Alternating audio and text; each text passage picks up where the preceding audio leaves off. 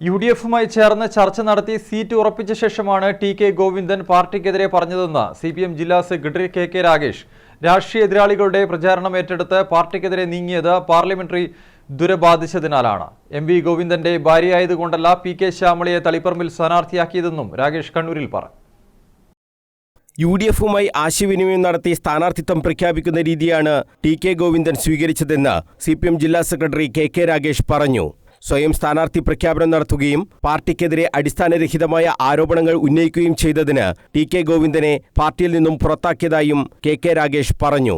ജില്ലാ കമ്മിറ്റിയുടെ തീരുമാനത്തിന് സംസ്ഥാന കമ്മിറ്റിയുടെ അംഗീകാരം ലഭിച്ചതായും അദ്ദേഹം മാധ്യമങ്ങളോട് പറഞ്ഞു.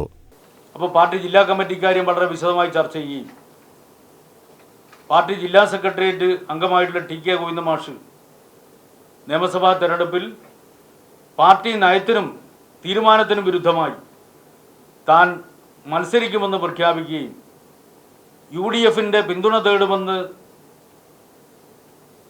തേടുകയും ചെയ്യുമെന്ന് പത്രസമ്മേളനം നടത്തി പറയുകയും ചെയ്തത് തികഞ്ഞ സംഘടനാ വിരുദ്ധമായ നടപടിയാണ്. ഇത് കണക്കിലെടുത്തുകൊണ്ട് ഗോവിന്ദൻ മാഷെ പാർട്ടിയിൽ നിന്ന് പുറത്താക്കുന്നതിന് വേണ്ടി ജില്ലാ കമ്മിറ്റി തീരുമാനിക്കുകയും ആ തീരുമാനത്തിന് പാർട്ടി സംസ്ഥാന കമ്മിറ്റിയുടെ അംഗീകാരം ലഭിക്കുകയും ചെയ്തിട്ടുണ്ട്. പച്ചനുണയാണ് ടി.കെ. ഗോവിന്ദൻ പടച്ചുവിടുന്നത്. നീചമായ ആരോപണങ്ങളാണ് അദ്ദേഹം ഉന്നയിക്കുന്നത്. തളിപ്പറമ്പിൽ പി.കെ. ശ്യാമളയെ സ്ഥാനാർത്ഥിയാക്കിയതിലുള്ള അതൃപ്തിയാണ് ടി.കെ. ഗോവിന്ദന് ഉള്ളത്. സ്വയം സ്ഥാനാർത്ഥിയാകാനുള്ള ശ്രമമാണ് നടത്തിയത്. എന്നാൽ ഒരാൾ പോലും ടി.കെ. ഗോവിന്ദനെ മത്സരിപ്പിക്കണമെന്ന് പാർട്ടി കമ്മിറ്റിയിൽ പറഞ്ഞിട്ടില്ല. അദ്ദേഹത്തിൻ്റെ നിലപാട് തന്നെ സ്ഥാനാർത്ഥിയാക്കണമെന്നായിരുന്നു. പക്ഷെ പാർട്ടിയുടെ ജില്ലാ സെക്രട്ടേറിയറ്റ് മെമ്പർമാരായിട്ടുള്ള ആർക്കും അദ്ദേഹത്തിൻ്റെ പേര് പറയാൻ വേണ്ടി തോന്നിയിട്ടില്ല.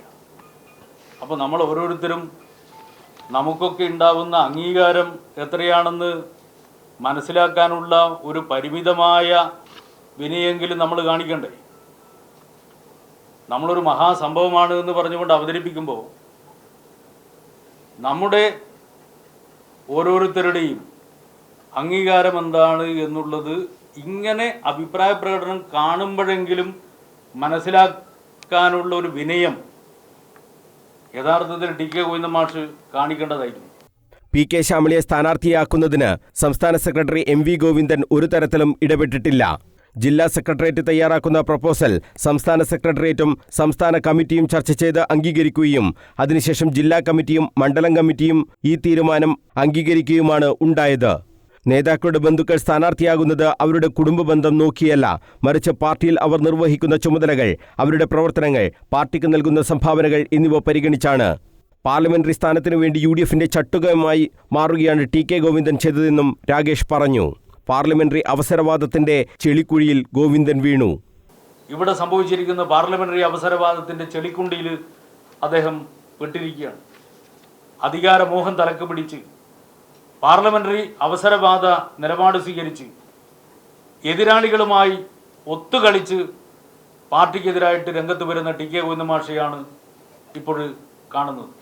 പാർലമെന്ററി സ്ഥാനത്തേക്കാൾ വലുതാണ് പാർട്ടി സ്ഥാനം.